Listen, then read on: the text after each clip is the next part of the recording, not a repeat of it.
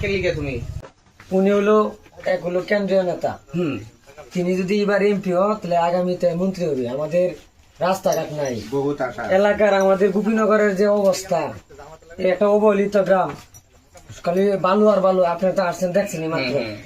আর বন্যার সময় যে কি পরিমাণ পানি হোক, আমি অনেক মানুষের ভিডিও করে দিয়েছি।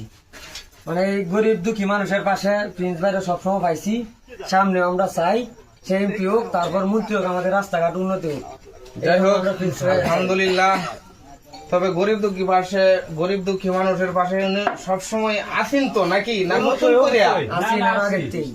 উনি আগের থেকে মানুষের পাশে যত প্রকারের বিপদী পুরক, ঠিক আছে, উনি গিয়ে দাঁড়াইছি ইনশাল্লাহ। উনি একজন যোগ্য মানুষ। ওনারে যদি ভোট দাও, আমরা হালুয়াঘাট, দুবাওরা, গোপীনগর, আমার বাড়ি গাইলানি কান্দা, উনি এখান থেকে হাত বাড়ায় একটা কিছু আইনা আমরা এলাকার জন্য দিবার পাইবো। আর অন্য মানুষে কিন্তু ওটা পাইতো না, ঠিক আছে। কিছু মানুষ আছে কি করে জানো, মাইরা দিতে 3000 ভোট দিও যে আমারে। সাধারণ কিছু মানুষ আছে এক ছাড়া, এরা করে কি 3000 টিয়া দিতেছে, ভোটটা আমি নই দিলাম।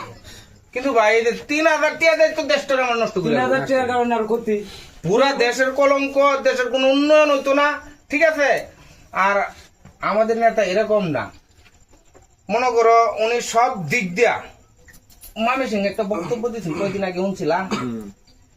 তারেক দিয়ে আইসিন দি, আর যেদিন আইসিন তো এই বক্তব্যটা ভাই, কিছু মানুষের বাইন্দা যদি বাইরে আন 7 দিন না 7 মাস, তারপরে এই বা ঘুষায়া, আমার মনে হয় না কথাটি কইবার ভাই। ঠিক ঠিক। তা আমার হিসাবে না, ওই যে বাইনচারে তারাও কইতেছে উনি একজন যোগ্য মানুষ। তবে আপনারা যারাই আছেন ওনারে ভোট দিবান।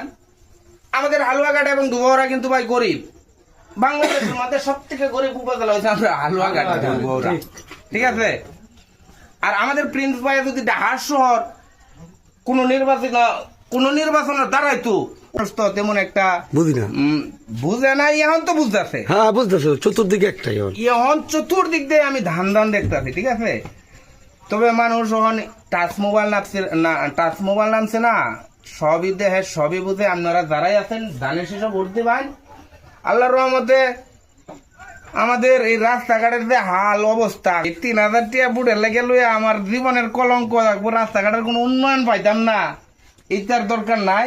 আমরা চাই গরিব দুঃখী মানুষ, এটাই তো চাই আমরা। তো রাস্তাঘাট আমরা রাস্তা পেলে হিসাবে 3000 টাকা কাই প্রার্থীর কাছ থেকে 3000 টাকার বিনিময়ে আমরা কি করলাম, আমরা সততা সম্মান বিক্রি করে দিলাম। সম্মান না, দেশটারও বিক্রি করে দিলাম, রাস্তা পাইলাম না।